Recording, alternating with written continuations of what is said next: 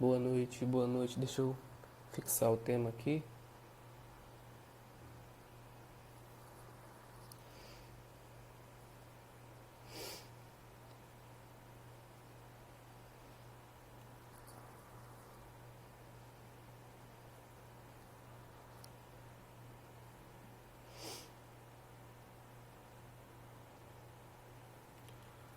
A autoeducação e a teoria dos quatro discursos.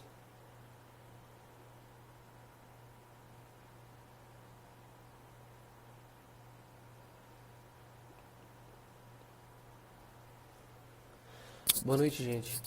Tá dando pra ouvir bem aí?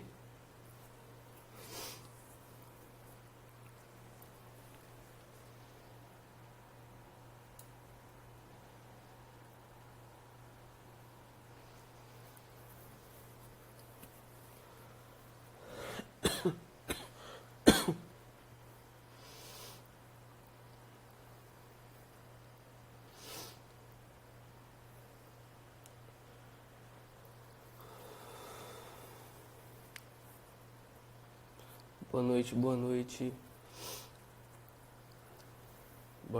Boa noite, casa. Aqui, deixa eu aceitar logo o Taiguara aqui.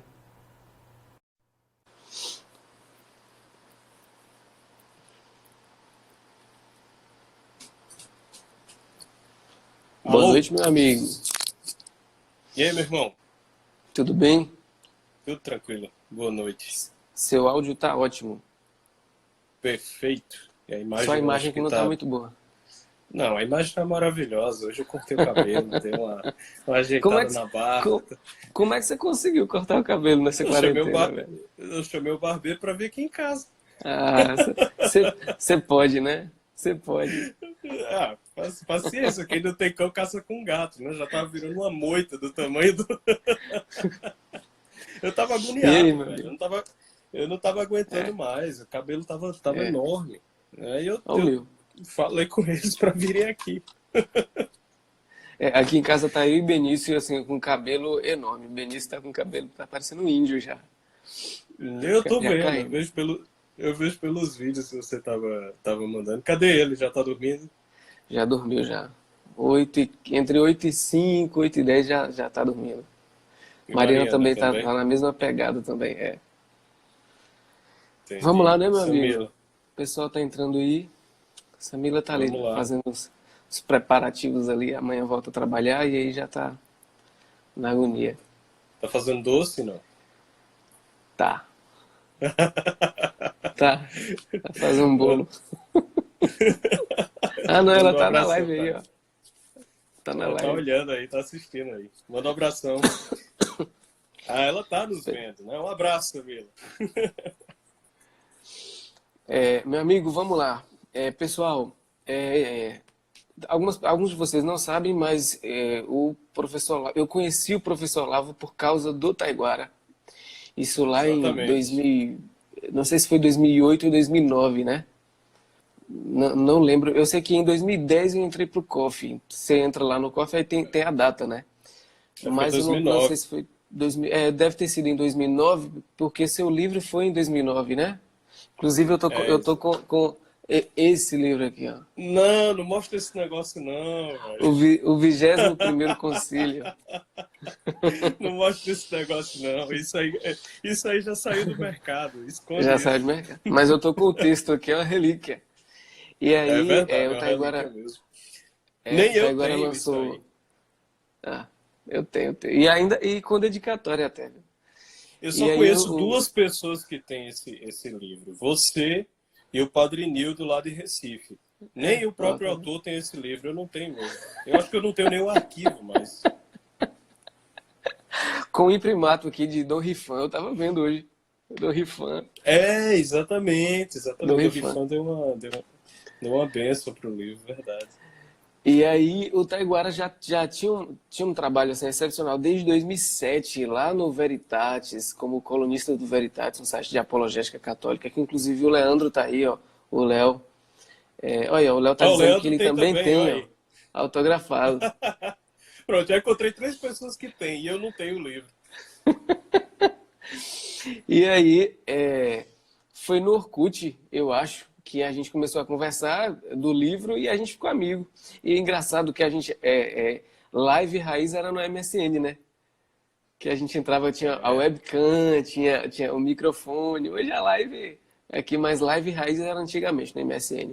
Então, assim, o Taiguara exatamente. há muito tempo já conhece o professor Olavo de Carvalho e tem uma familiaridade muito grande com o pensamento do professor Olavo, com a filosofia do professor Olavo, né? E um dos pontos chaves assim na filosofia do professor Olavo é a teoria dos quatro discursos, que é uma teoria aristotélica, em que o professor unifica e diz que é um único discurso com camadas diferentes, com camadas de significado diferente. E o Taiguara tem feito um trabalho excepcional nas redes sociais, inclusive orientando a galera sobre a vida de estudos. Falei, poxa, a gente precisa fazer uma live aí, porque eu acho que você tem alguma coisa a agregar para a nossa vida, né? E compartilhar com a gente esse conhecimento, essa experiência. Tá bom, meu amigo? Então eu vou deixar a palavra com você e aí a gente vai conversando e revezando aqui alguns pontos, tá? Beleza. Bom, então, é, essa Eu vou live, o tirar, título vou dela é... desativar aqui, tá? Tá, desativar os comentários, né? Só por... Pronto, pronto. Tá. Só por um momento, depois a gente abre, né? Para o pessoal É, poder perguntar. Essa teoria, a teoria dos quatro discursos, do professor Olavo, ela tá nesse livro aqui, né? Aristóteles em Nova Perspectiva. E a primeira coisa que a gente tem, exatamente, esse daí. A primeira coisa que a gente tem que se perguntar é por que estudar Aristóteles? Por que falar de Aristóteles hoje em dia? E o motivo é muito simples, é porque você não tem como não falar de Aristóteles. Não existe nenhum pensamento que tenha mínima valia que não se baseie em alguma medida dentro na filosofia de Aristóteles, que não tenha os fundamentos na filosofia de Aristóteles. Aristóteles e Santo Tomás de Aquino, eles escreveram sobre tudo, né? Platão, Sócrates, Aristóteles e São Tomás de Aquino são os fundamentos do Ocidente, são os fundamentos da nossa educação, são os fundamentos de tudo que nós acreditamos, de todo o nosso sistema filosófico, nosso sistema jurídico, nosso sistema educacional, aquele que funciona, aquele que presta, né? Aquele pelo qual você aprende alguma coisa de verdade, que não seja vestir roupa de mulher, menino vestir roupa de mulher, usar saia, ou meter o dedo em lugares que não devem ser colocados e tudo mais. Então, o sistema educacional que funciona e que não ensina essas coisas é o sistema educacional baseado na filosofia clássica, cujos fundamentos eles estão em Aristóteles, em Sócrates, em Platão, Aristóteles e Santo Tomás de Aquino, que foi o grande comentador de Aristóteles e passou muito além de ser apenas um comentador. Ele complementa o pensamento de Aristóteles. Ele preenche as lacunas daquilo que Aristóteles deixou em aberto. Porque uma coisa que muita gente não sabe é que Aristóteles não deixou livros. A gente fala uhum, aí sempre, né, uhum, os livros de Aristóteles. Aristóteles não deixou livros. Tudo que uhum. nós temos de Aristóteles são anotações De aulas. de alunos, exatamente, de alunos que tomavam notas das aulas de Aristóteles e aquilo ali foi o que sobrou para nós. Ou rascunhos de aulas que o próprio Aristóteles deixou.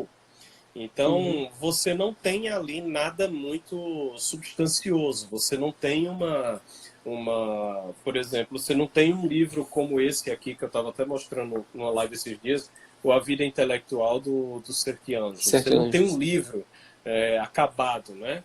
Não Uhum, existe isso em Aristóteles. O que existe são os rascunhos de aula e as notas que os alunos tomaram. Então, Santo Tomás ele precisou pegar esse material e Santo Tomás e outros que o antecederam. Santo Alberto Magno, que foi professor de Santo Tomás, também fez isso.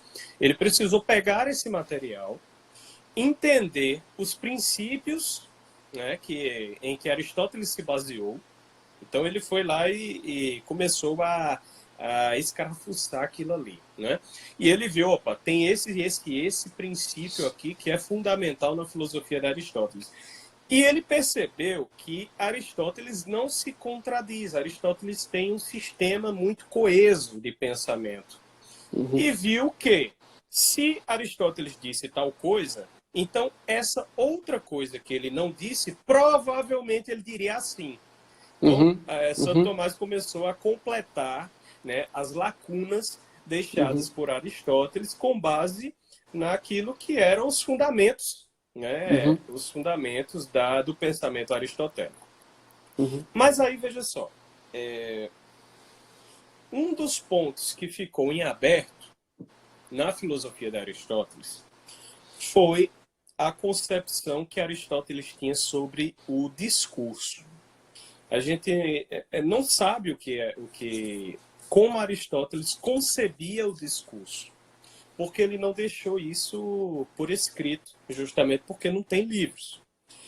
A gente só tem a ideia de quais são, como Aristóteles entendia que um homem podia influenciar outro homem. Então, ele deixou algumas obras, isso aí, né? Ele deixou a poética dele, que trata do discurso da poesia, a literatura, tudo que a gente hoje concebe como literatura, como poesia, está concebido dentro da poética de Aristóteles, que foi um escrito inteiramente baseado em Homero, né, na Ilíada de Homero. Então, tudo aquilo ali ele escreveu baseado em Homero. Né? Aí você tem também a retórica, né? Hoje todo mundo ama falar de retórica, né? Retórica, tal, como é que eu vou convencer os outros a adotar a minha ideia? A retórica política, a retórica na advocacia, e todo mundo ama falar de retórica, né? Tem a retórica de Aristóteles, tem um livro que ele dedicou a como você consegue comprovar um discurso, né? Como você consegue comprovar algo que alguém disse, que é a ciência que nós chamamos de dialética. Né? Como é que você opõe duas ideias, uma à outra, e retira delas aquilo que seja verdadeiro e comum a ambas. Né? Isso aí se chama dialética. Então, eu digo uma coisa, você diz outra, isso é um debate. Né? Eu estou exercendo a retórica, você também está exercendo a retórica. Quem nos ouve pode ser capaz de pegar aquilo que é verdadeiro em você e aquilo que é verdadeiro em mim, unir as duas coisas, unir o que há de verdade em um e outro e retirar uma conclusão. Isso aí é a dialética. Aristóteles deixou também um escrito relacionado a isso, que são os tópicos. Né? E ele também deixou um escrito de lógica. Na verdade, vários escritos de lógica analítica, como ele chamava, analítica, que é o órgão. E a lógica, ela se dedica a encontrar aqueles princípios dotados de certeza, aquela coisa que ninguém pode negar. Por exemplo, o princípio de que eu não posso ser eu e não eu ao mesmo tempo. Quer dizer, eu não posso existir e não existir. Isso é o chamado princípio da não contradição. Você não pode ser uma coisa e a negação dela ao mesmo tempo. Então, isso é um princípio de lógica que todo mundo sabe que é verdade. Né? Sim. Isso aí é evidente aos nossos olhos. Então, ele deixou também escritos sobre isso. Certo? Mas todos esses escritos de Aristóteles, eles tinham se perdido, boa parte dele estava aí bagunçado, solto, jogado em vários lugares. E no século I a.C., houve um cara chamado Andrônico de Rhodes, que ele resolveu fazer uma reunião de tudo que Aristóteles escreveu. Ele disse, não tem condição de tudo ficar tão perdido assim, então vamos unir tudo e editar. E Andrônico de Rhodes foi a primeira pessoa que fez uma edição completa das obras de Aristóteles. Ele reuniu tudo que Aristóteles tinha escrito e publicou. Então, organizou e publicou. Só que quando Andrônico de Rhodes fez isso, né, o que é que ele pensou? Ele fez uma opção editorial. Por exemplo, aqui atrás eu tenho a série de coletânea de artigos do professor Olavo de Carvalho, né? Que você Uhum. tem aí também. Tem. Essa, essa série aqui, né? As Cartas de um Terráqueo, que são O esses Planeta livros Brasil. brancos. Isso, Carta de um Terráqueo ao Planeta Brasil, são os livros brancos. Eles são frutos de uma opção editorial. Qual é a opção editorial? Eles reuniram aí os artigos de 2005 a 2015 do professor Uhum. Olavo, né? Dividido em 10 livros, né? Uhum. Exatamente, 10 Uhum. livros. Então, eles fizeram essa opção editorial, 2005 a 2015, 10 anos, dividido em 10 livros, né? E começaram agora a fazer a publicação, tá aqui o primeiro livro, né? A Longa Marcha da Vaca para o Da vaca Brejo, para o brejo. dos artigos de 95 a 2005. Então, mais 10 anos. Isso é outra opção editorial. Isso é uma maneira de organizar o livro. Andrônico de Rhodes fez a mesma coisa com Aristóteles. Ele pensou como é que ele ia organizar os livros de Aristóteles.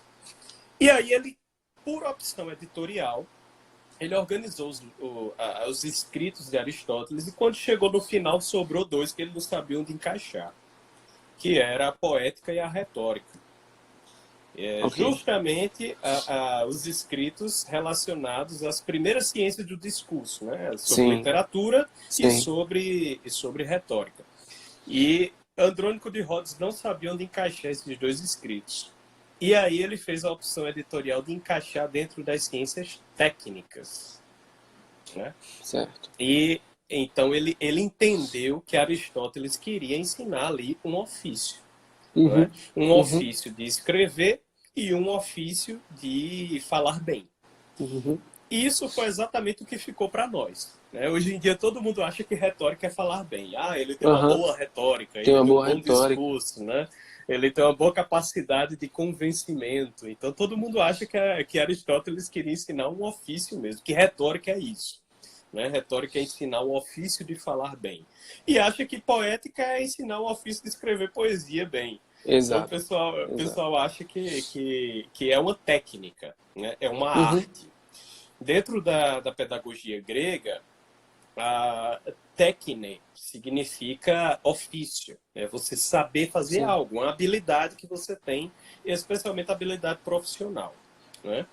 Então, como Andrônico de Rhodes fez essa opção editorial, que não foi por desonestidade, não foi por maldade, não foi por nada. Simplesmente ele não sabia onde colocar aqueles dois livros, ele precisava dar uma organização a eles, então ele pensou em fazer dessa maneira. Como ele fez essa opção, isso entrou dentro da nossa tradição. E as Sim. pessoas passaram a entender que poética e retórica eram ciências técnicas, né? A Uhum. primeira pessoa que percebeu que não era dessa forma foi São Tomás de Aquino. Olha só. São Tomás de Aquino, ele foi o primeiro que olhou assim e disse, peraí, Aristóteles deixou aqui uma dialética e deixou aqui uma lógica. Ele deixou como é que a gente faz a comprovação das teses, o debate dialético, né, o embate dialético, e como é que a gente chega aos princípios certos. Então, ele deixou essas Sim. duas coisas. Mas está faltando como é que a gente chega no convencimento e Sim. como é que a gente chega na percepção. Então, São Tomás foi o primeiro que percebeu que as coisas, que estava faltando algo, tinha uma lacuna ali, Uhum. né? Então ele apontou isso num dos comentários dele, salvo engano, foi o comentário a retórica de Aristóteles. Eu não me lembro agora, depois eu olho aqui, eu acho que foi. Deixa eu olhar aqui. Foi o comentário às segundas analíticas. Sim. E Aristóteles, São Tomás percebeu que havia uma lacuna aí, não era bem desse jeito. Ele apontou isso e deixou para frente. Por que Santo Tomás não pôde chegar à conclusão exata do que é que estava faltando? Porque a poética tinha se perdido. Né? Olha só. O escrito da poética não era conhecido mais. Ele tinha se perdido há vários séculos. Há vários séculos. Então, ninguém sabia da existência naquela época do livro da poética, né? Do Sim. escrito da poética. Então, as pessoas não podiam conceber que Aristóteles ele tivesse um pensamento sobre a literatura, sobre a poética. Sabiam que tinha porque havia menções a ele em outros lugares. Mas eles não sabiam o que era, porque Sim. não tinha o livro mais, né? E como o livro se perdeu, Santo Tomás não pôde chegar à certeza do que estava dizendo, mas ele percebeu que havia uma lacuna. A poética só foi redescoberta no século XVI. E aí ela Exato. foi reeditada em Veneza, e, salvo engano, foi em Veneza.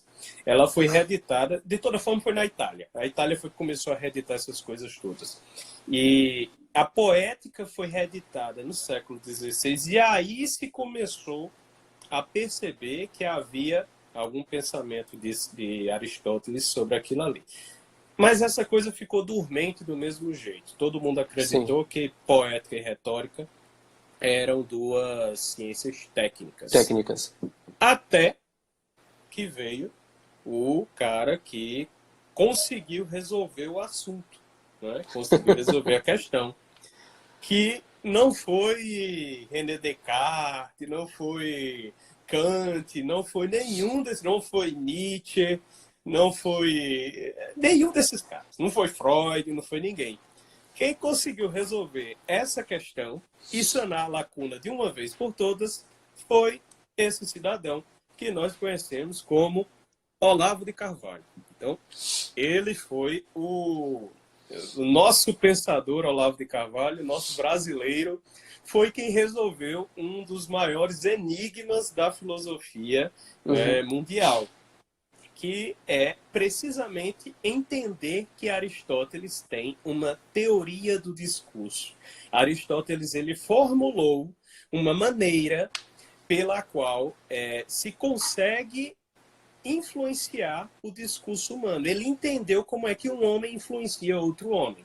E como é que você mesmo se deixa influenciar e como você mesmo consegue conceber a verdade que existe na palavra. Então, Aristóteles, ele concebeu uma teoria sobre a verdade, a relação entre a verdade e a palavra. Sim. Ele juntou as duas coisas. Mas quem mostrou que ele tem uma teoria sobre isso foi Olavo de Carvalho. Santo Tomás apontou que havia alguma coisa aí. Então, Santo Tomás olhou assim e disse, opa, tem um negócio aí. Mas ele não sabia o que era, porque não tinha como saber. O poeta tinha desaparecido. E Olavo de Carvalho, no século XX, é quem faz esse delineamento da teoria dos quatro discursos. Esse é o contexto histórico. Não é? Esse é o contexto histórico. Falta dizer o que é a teoria. A teoria dos quatro discursos, ela é o seguinte. Ela parte da ideia de que aqueles dois escritos que Andrônico de Rhodes jogou lá para a ciência técnica, né? Eles não estão na ciência técnica. Eles estão aqui no começo. Sim. Antes da dialética e da lógica. Então, Andrônico de Rhodes tinha feito o quê? Você tinha a dialética e a lógica no começo das obras de Aristóteles. E a poética e a retórica lá no final, na técnica. Olavo de Carvalho, ele disse, opa, o lugar delas não é aqui, o lugar delas é aqui. É no começo, é antes da dialética e da lógica. E aí você percebe que existe uma maneira pela qual o homem conhece. Qual é essa maneira? A poética, ela é a ciência que trata ela é o discurso que trata das coisas possíveis. Possíveis, né? A literatura trata de coisas possíveis, experiências possíveis. Então, quando eu leio uma poesia, quando eu leio um livro, um romance, não é? Eu estou ali concebendo algo que é possível. É possível que aconteça comigo, a experiência humana. É possível que aconteça comigo, é possível que aconteça com outra pessoa, dentro de alguma ordem é possível. Até mesmo a literatura de fantasia, de ficção científica, as experiências humanas tratadas dentro dessas literaturas são possíveis de acontecer. É possível você experimentar aquela tristeza, aquele medo, né? Aquela angústia. Então, Todas essas coisas são possíveis de acontecer. Isso Daí, é a Thay, poética. Sim. daí é exatamente a importância de você ter um repertório de possibilidades da vida humana pela Uhum. literatura, não é isso? Exatamente, exatamente. O conhecimento começa aí. É por isso que o título dessa live é precisamente esse. Como você se educa a partir da teoria dos quatro discursos. Se você entende que a base do conhecimento e do discurso humano, a base da relação entre palavra e verdade, está na poética, então Sim, você consegue começar a perceber que o conhecimento se inicia a partir da literatura, da biografia, da experiência humana literalizada. Então, sim, quando você perfeito. transfere a experiência humana para um arranjo linguístico, você tem ali a poesia e você tem uma experiência possível, não é? Perfeito. O passo seguinte é a retórica. O que é a retórica? A retórica é você decidir que algo dentro de um discurso possível é verossímil. O que é Uhum, verossímil? É aquilo que parece verdade. Né? Parece uhum, verdade. Só que para você pensar que algo parece verdade, você tem que tomar uma decisão. Então você se convence de que algo pode ser verdade. Né? uhum. Parece verdade. Pode parecer uma verdade. Você toma uma decisão. Isso é a retórica, porque a retórica é a ciência, o discurso que nos move à vontade. Então você Sim, sim, toma uma vontade de decidir que algo pode ser sim. que tenha lógica, né? Pode ser que tenha Uhum, lógica. Então a retórica trata do verossímil. Depois você vem a dialética. No momento em que você se convence que essa e essa e essa coisa podem parecer verdade, então você vai tentar de fazer o quê? Provar. dialetizar, exato. Você vai provar. Você vai tentar Uhum, comprovar o que é uhum, mais provável. sim. Né? Provável vem daí. A probabilidade é aquilo que tem prova. É aquilo que Uhum, tem prova. Então, você decidindo pela retórica, pelo discurso retórico, o que é que você se convenceu que parece verdade, você vai para a probabilidade. Então, você vai testar aquelas coisas que parecem verdade. Uma delas vai ser mais provável do que a outra. E aí você diz, ó, isso aqui não é que parece, isso aqui pode ser verdade. Isso aqui pode ser perfeito. verdade. Esse é o nível de análise que você pode realizar dentro por exemplo, da ciência política. Você só pode chegar a algo que pode ser verdade.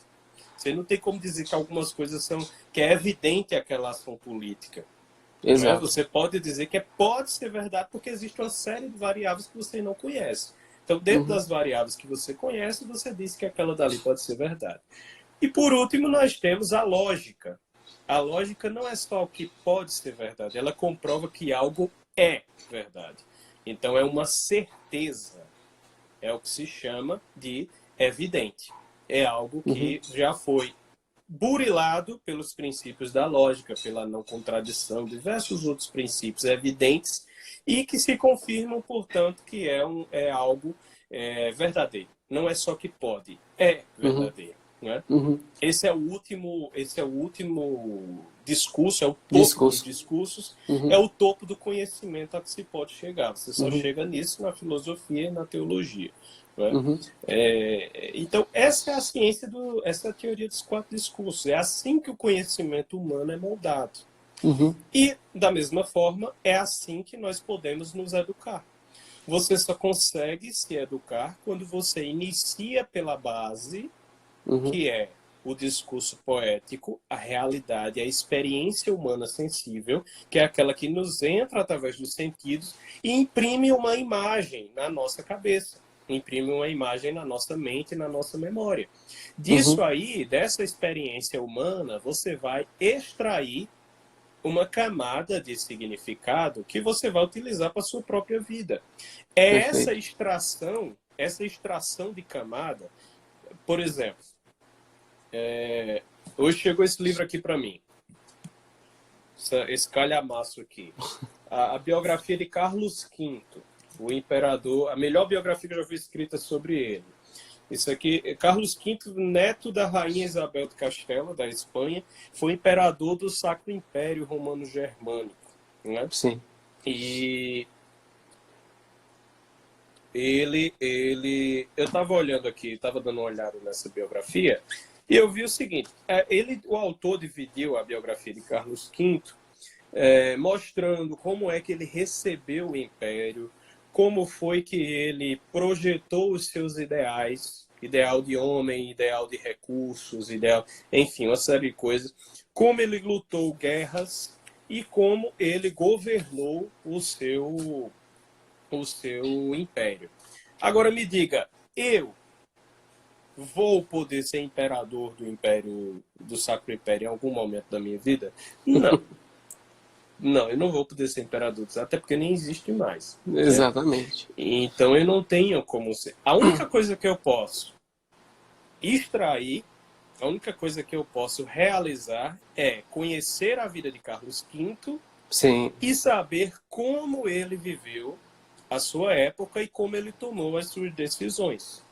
Então eu posso Certo. ter uma concepção do possível, que é o poético, e eu Sim. posso, desse possível, extrair algo verossímil para mim. Ou seja, um modo de agir que talvez eu possa implementar dentro da minha própria vida se eu estiver numa situação Perfeito. parecida com a dele. Ou seja, se eu Perfeito. estiver numa situação de morte, se eu estiver numa situação de governar outras pessoas, se eu estiver numa situação Travou. semelhantes. Opa, Travou um pouquinho você aí. Tá me ouvindo? alô? Oi, Eu tô te ouvindo. Voltou agora. aqui tá muito ruim teu áudio, mas tá me ouvindo aí? Tô te ouvindo. Que é isso? Deu pausa aqui, deu problema. Tô te ouvindo. Alô, tá me ouvindo? Tô te ouvindo. Abre aí os comentários para o pessoal dizer se tá É. escutando bem. Aqui tá dando.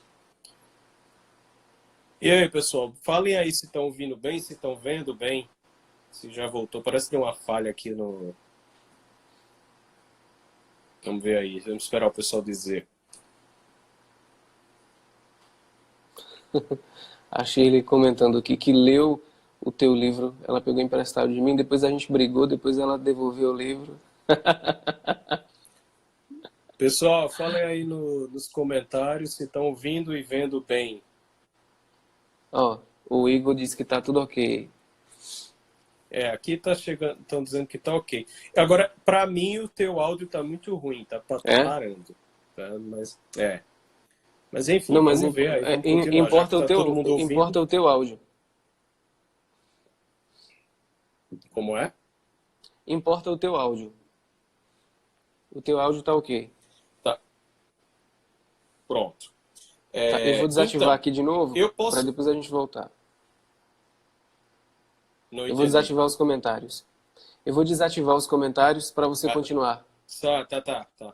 Tá ok, entendi. Bom, aí o que eu estava dizendo, eu estava falando sobre Você estava como falando eu sobre a posso biografia. utilizar a biografia, como eu posso utilizar a biografia de Carlos V para extrair um princípio de ação que eu posso utilizar dentro da minha própria vida, né?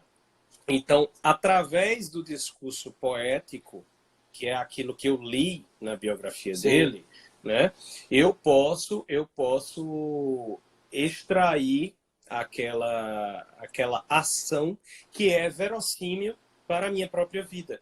Então, aí eu sim. começo a decidir o que é que pode ser útil para mim. Isso é a retórica, né? Isso é a forma do conhecimento. Você começa, Uhum. então, a decidir por um papel de vontade, né? Aquilo que pode ser útil.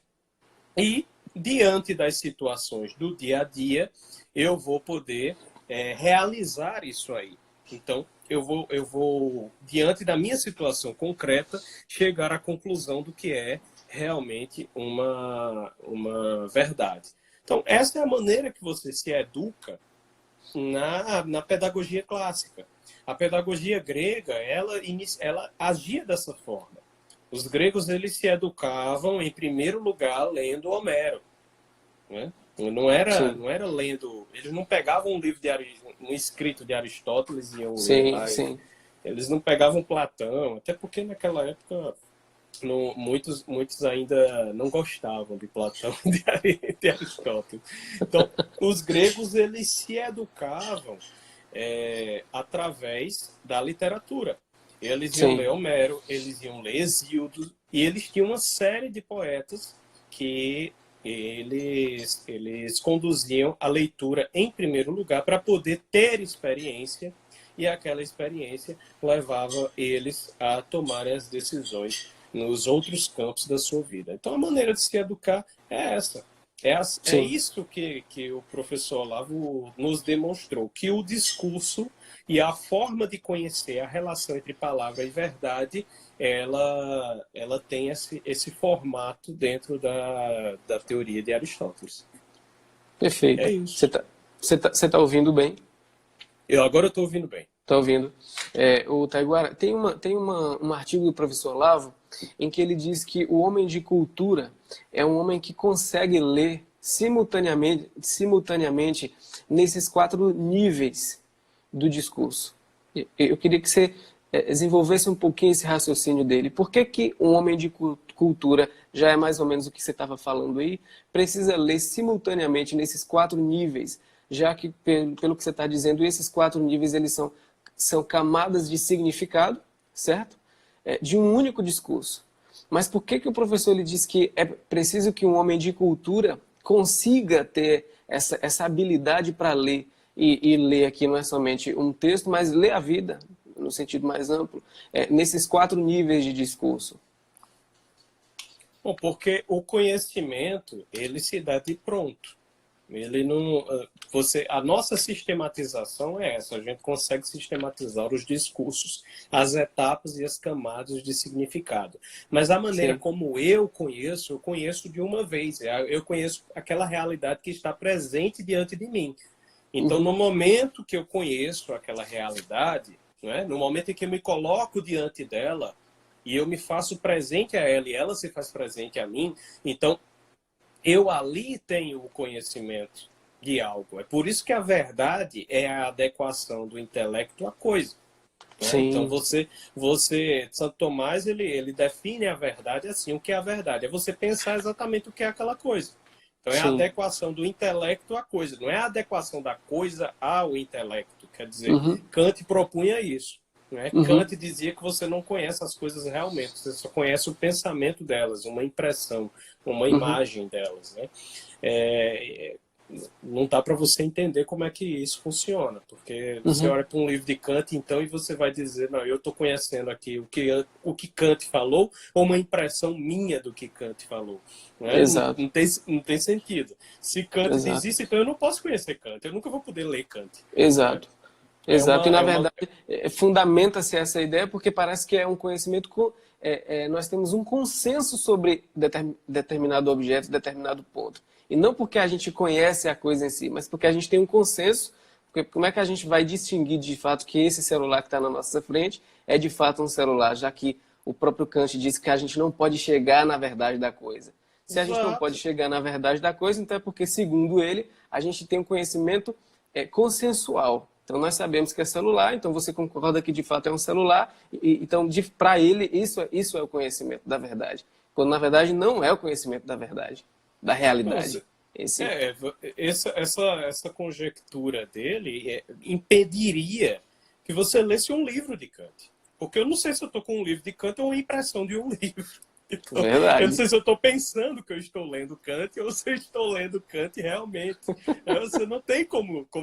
É uma loucura uma loucura total. Eu não sei como é É, que alguém, por algum é, momento, conseguiu acreditar numa coisa dessa. Não tem é. como entender, entendeu? E Mas é o que veja, manda no mundo, né? pois é, É a ciência que enfim, manda no mundo. é uma mudança de paradigma. Isso aí é o que vem toda a safadeza moderna, vem dessa putaria que Kant fez.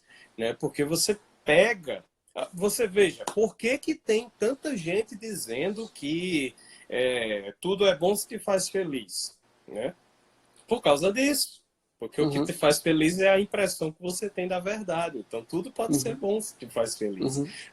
Isso é Kant puro. Exato.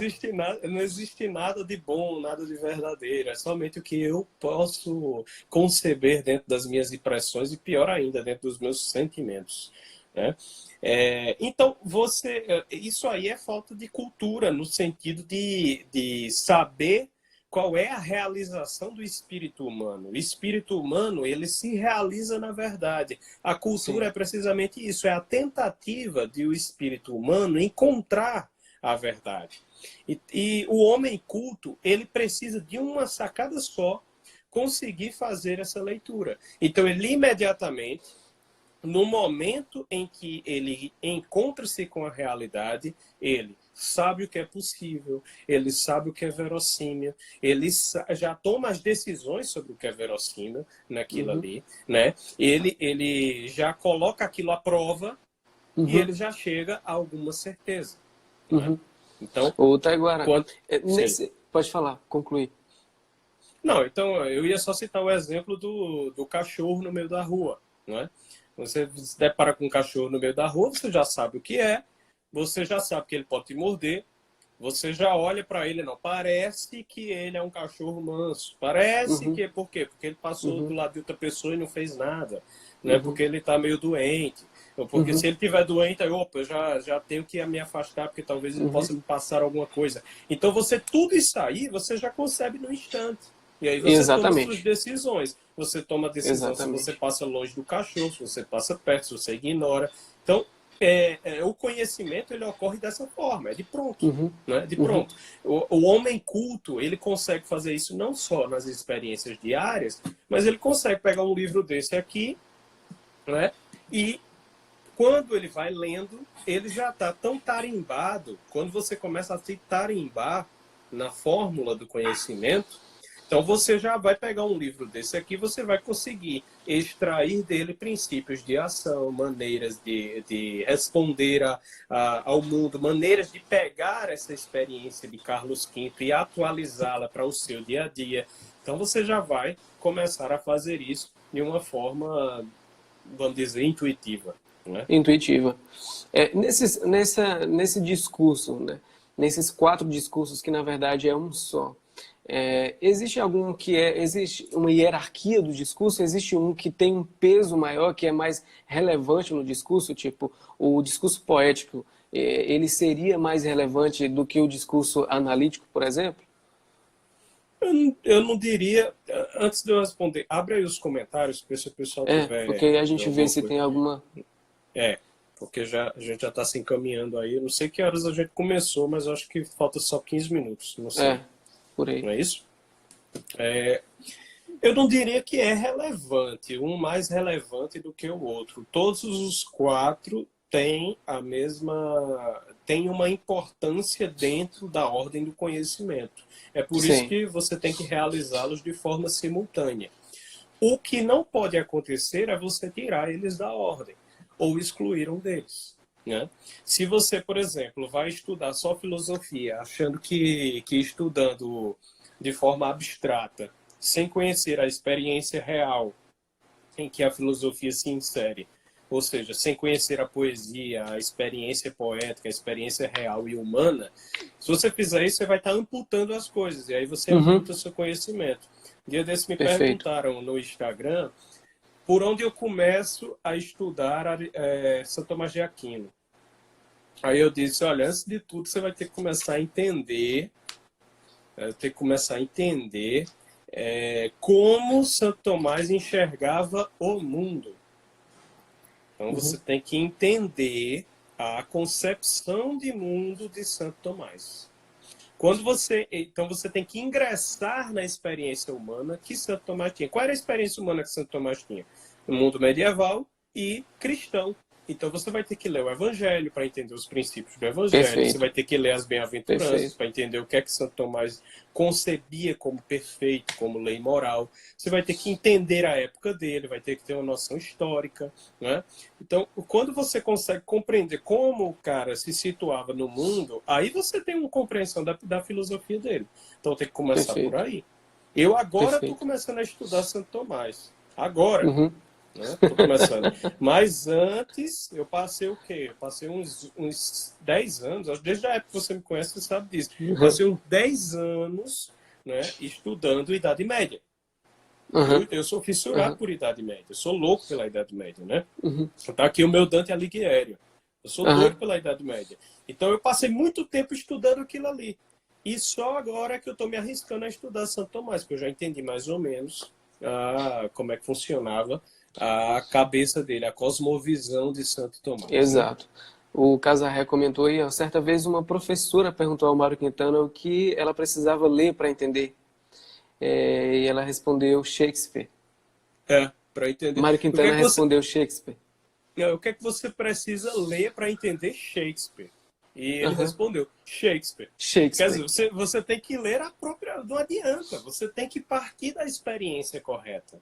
É Perfeito. exatamente isso, né? Se você não parte da... O pessoal quer... Isso é um erro gravíssimo que se comete com literatura hoje em dia. Você quer partir para a teoria literária antes de você ler a própria literatura. Uhum. Como é que pode uma coisa dessa? Você vai Uhum. partir para quais são os princípios da literatura envolvida, a crítica literária, etc. Mas você não tem conhecimento da própria literatura, da própria experiência que o Exatamente. autor quis passar. É Então, como. Pode é como se falar. você quisesse conhecer o ser humano dissecando o corpo dele e não tendo e Exatamente. não tendo uma visão real, um relacionamento com alguém, Exatamente. entendeu? E é engraçado que logo no início da era cristã e também na Idade Média, quando você ia para o aspecto religioso, você não pegava primeiro os evangelhos, você pegava a vida dos santos. Porque a vida dos santos é Uhum. a vivência do evangelho. Então Exato. Pode falar. então você vai ponderar a cristandade, você vai analisar a verdade daquilo ali pelos os seus maiores exemplos, seus maiores expoentes, Santo Agostinho, São Tomás de Aquino, São Francisco de Assis, pela vida deles, como esses caras deram a vida pelo próprio evangelho. Olha, São Gregório Magno, ele dizia que você não deve destruir imagens, Uhum, porque as imagens são o evangelho daqueles que não sabem ler. Quer uhum, dizer, uma pessoa que não sabia ler, ela olhava para uma imagem e aquilo ali já tinha toda uma narrativa. Então ela uhum, via uma imagem de Cristo na cruz, ela já sabia o que era. Então as pessoas uhum, conseguiam explicar o que era o sacrifício, o heroísmo através daquilo ali. Então uhum, você olhava para uma imagem de Nossa Senhora recebendo o anjo na Anunciação. Então você tem uma noção de alguma verdade por aquilo ali. A imagem se imprime na cabeça e ela se transforma em alguma medida naquela verdade que você quer passar. As coisas exato. começam por aí. Quanto mais imagens você tem na sua memória, mais você consegue interpretar os fatos do cotidiano, né? Perfeito. Tem uma pessoa que perguntou, Sampaio Guimas, perguntou aqui, Guilherme. é o Guilherme. Nossa comunicação é inferior a esses discursos, já que somos todos analfabetos, né? Boa parte do Brasil tem uma comunicação inferior a esses discursos, sim, já que você não sabe se quer ler. Então, quando você não sabe se Verdade. quer ler e concatenar, né, as palavras dentro de uma ordem discursiva, você não é minimamente alfabetizado, então você não consegue nem interpretar a literatura. Então, isso aí acontece, sim. Verdade. Tem uma coisa que eu lembrei agora, eu até falei na live ontem com o Matheus Basso. Isso é uma coisa interessante, porque veja só, Jesus ensinava dessa forma. Jesus ensinava começando por parábolas. Ele contava uma história, né? Ele Perfeito. contava uma Perfeito. história. Então ele primeiro fazia toda a pessoa imaginar aquilo ali. E Uhum, aí normalmente ele perguntava, o que é que você acha que devia ser feito nisso aqui? Então eu vos perfeito. digo, porque ele fez isso, então agiu Uhum, dessa forma. Então uhum, ele primeiro contava uma história, depois ele extraía um princípio de ação. Jesus ensinava dessa perfeito. forma. E os discípulos, os apóstolos, eles eram ignorantes. Boa parte deles Uhum, eram brutos, eram broncos, eram pescadores. uhum, Teve um momento que Jesus utilizou a imagem do fermento dos fariseus. E os discípulos, justamente por estarem numa situação em que eles não entendiam essa linguagem poética, eles acharam que Jesus estava irritado com eles porque eles não tinham comprado pão. Uhum, Então, perceba, é uhum. exatamente assim que acontece numa situação como a gente está atualmente, né? Exato. O Ramon, um abraço, Ramon. Que coisa boa em tempos de confinamento e distanciamento social, uma live de muito conhecimento e sabedoria. Um abraço, Ramon, meu ex-superintendente. O Taiguara, você citou aí sobre as imagens, e enquanto você desenvolvia o argumento aí, você falou de uma narrativa. E muito rapidamente aqui a gente tem pouco tempo, mas sobre essa questão de narrativa, que a gente de fato tem uma guerra de narrativas hoje, certo? Uhum. E a esquerda, de forma muito ardilosa, ela consegue inverter de forma muito bem feita o discurso para ludibriar e influenciar a opinião pública. Então a gente vê, por exemplo, hoje em qualquer discurso que devia ser discurso poético, então numa novela, numa peça de teatro, e a gente vê uma deturpação desse discurso que devia ser poético e vira um discurso, às vezes até retórico, querendo te convencer de uma narrativa, querendo te convencer de uma ideia. Eu queria que você comentasse isso aí. A maneira de se vacinar contra isso é tendo outras narrativas na cabeça. Não tem jeito. Se você só tem uma Verdade. narrativa na cabeça, né, se você só tem uma narrativa na cabeça, você não consegue se vacinar contra nada disso aí. A maneira de se Verdade. vacinar é tendo mais narrativas, é abrindo a sua consciência para outros tipos de experiência. Perfeito. Então, veja, se eu só concebo dentro da minha mente, a única imagem que eu tenho na minha mente é esse mundo que está lá fora, né? É o mundo moderno, é as coisas como elas estão circulando por aí, então eu não consigo entender algo que esteja fora disso. Eu nunca vou entender Santo Tomás. Perfeito. Que é o Eu nunca horizonte vou de entender consciência. o meu horizonte de consciência. Eu nunca vou entender Aristóteles. Então é por isso que eu preciso pegar um livro desse aqui. É por isso que eu preciso Uhum. entender Carlos Quinto. É por isso que eu preciso ler uma biografia de Carlos Quinto. É por isso que eu preciso ler esse outro aqui, do Cardeal Cisneros, lá, o Perfeito. Cardeal da Espanha, tá entendendo? Isso aqui são coisas de outra época. Isso é século XVI. Então eu vou Perfeito. entender como funciona a cabeça de um homem lá no século XVI, como é que um homem pensava, né? É por isso que eu tenho aqui um livro, eu tenho uma coleção feita pelo Humberto Eco sobre Idade Média, 4 volumes de mais de 1000 páginas, cada Uhum. volume, entendeu? Mais de 2000, 4000 páginas cada volume. Por quê? Porque eu preciso entender como é que a mente de um homem medieval funciona para abrir a minha cabeça. Quanto Uhum. mais eu vou fazendo isso, mais eu fico sujeito, menos eu fico sujeito às narrativas da moda. Menos eu me torno uma pessoa burra, tapada e imbecil, que só acredita naquilo que ela vê no dia a dia. Né? Só acredita Exatamente. a primeira coisa que ela vê numa rede social, ela já bota fé. Porque ela Verdade. não tem capacidade. Aquilo que se fala tanto de análise e capacidade crítica, você não tem como ter capacidade crítica se Não. você não tem experiência humana. Então, se você não coloca a sua Exato. cabeça para entender a poética, para auferir experiência real da poética, você não tem como criticar nada, porque você não vai conseguir fazer a dialética sem antes passar pela poética e pela retórica. Não tem como. Perfeito. Uma das Perfeito. coisas que o, voltando aqui atrás, olha, a Carol falou o seguinte: as catedrais medievais, os vitrais, as imagens, estava comentando quando eu falei das imagens, seu Evangelho dos que não lê. Hoje nós temos igrejas parecendo garagens. Isso é o defeito de cosmovisão. Se Aham. você não tem a visão do que é aquela beleza, você só consegue conceber o quê? Garagem, indústria, estação de trem. Então, você transforma a igreja nisso aí. A sua religião, Exatamente. ela se transforma no horizonte daquele mundo materialista em que você se encontra. É por isso que as igrejas hoje não Exatamente. apontam mais para o alto, porque ninguém olha mais para Deus. As pessoas só olham para si próprias. Então, as igrejas são horizontalizadas. Isso quando Exato. a igreja não é para baixo, né? Como um anfiteatro. O altar está lá Uhum. embaixo, a pessoa Uhum. está lá em cima. Uhum. O que é um horror. Isso é um horror, isso é uma coisa antiteológico, isso é antimetafísico, isso é o completo contrário de De tudo, né? tudo. É anti tudo.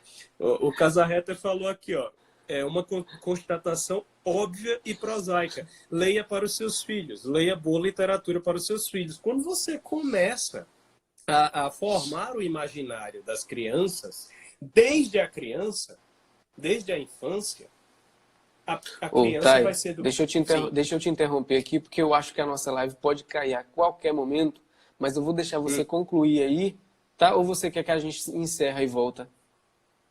O que Falta que você quanto tempo? acha? 2 minutos aí? Eu acho que faltam 2 minutos. Se quiser, a gente encerra. Eu tô de quarentena, então. Ah, então vamos encerrar e voltar. Né? A gente Pronto. continua. A gente continua Ok. pelo menos uns 15 minutinhos a mais. Vamos lá. Fechado. Perfeito. Eu vou encerrar aqui, tá?